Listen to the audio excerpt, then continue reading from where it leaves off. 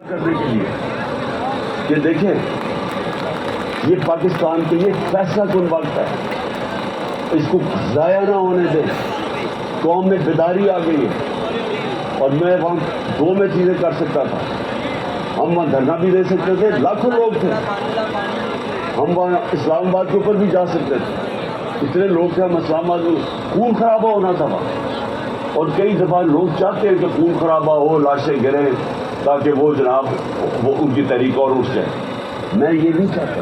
یعنی ساری اسٹرگل آئین اور قانون کے بیچ میں ہے.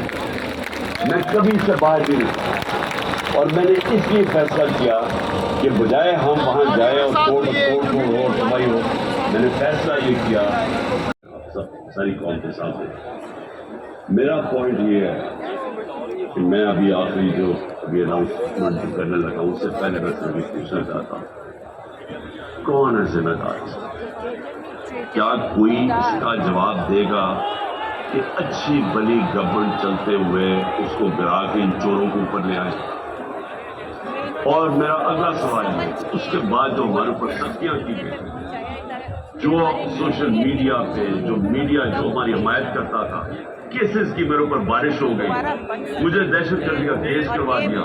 25 مئی کو پولیس نے جس طرح ہمارے اوپر ظلم کیا، اور جب ہم پولیس والوں سے پوچھتے تھے وہ کہتے ہیں جب پیچھے سے آرڈر ہے.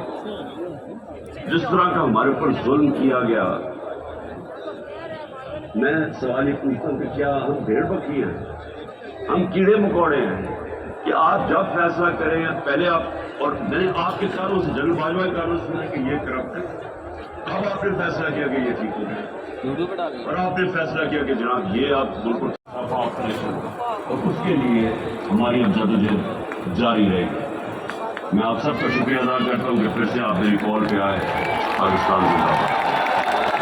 چیئرمین تحریک انصاف عمران خان نے 23 دسمبر کو پنجاب اور خیبر پختونخوا کی اسمبلی کرنے کا اعلان کر دیا ہے. انہوں نے کہا کہ آئین کہتا ہے کہ 90 دن میں الیکشن ہو، جب 66% ملک میں الیکشن ہو تو عقل کہتی ہے کہ عام انتخابات کر دیے جائیں. انہوں نے کہا کہ اس فیصلے میں ساتھ دینے پر ہم لاہور کی عوام، خواتین، بچوں کا شکریہ ادا کرتے ہیں، اور جو تھوڑی سی انکنوینئنس ہوئی ہے اس سے معذرت چاہتے ہیں آپ سے. اور میڈیا کے لوگوں کو، کیمرہ مین جو صبح سے یہاں پہ ہیں اور رپورٹر جو صبح سے یہاں پہ محنت کر رہے ہیں، ان کو بھی ہم خراج تحسین اور پیش کرتے ہیں اور شکریہ ادا کرتے ہیں. لاہور کی عوام زندہ باد.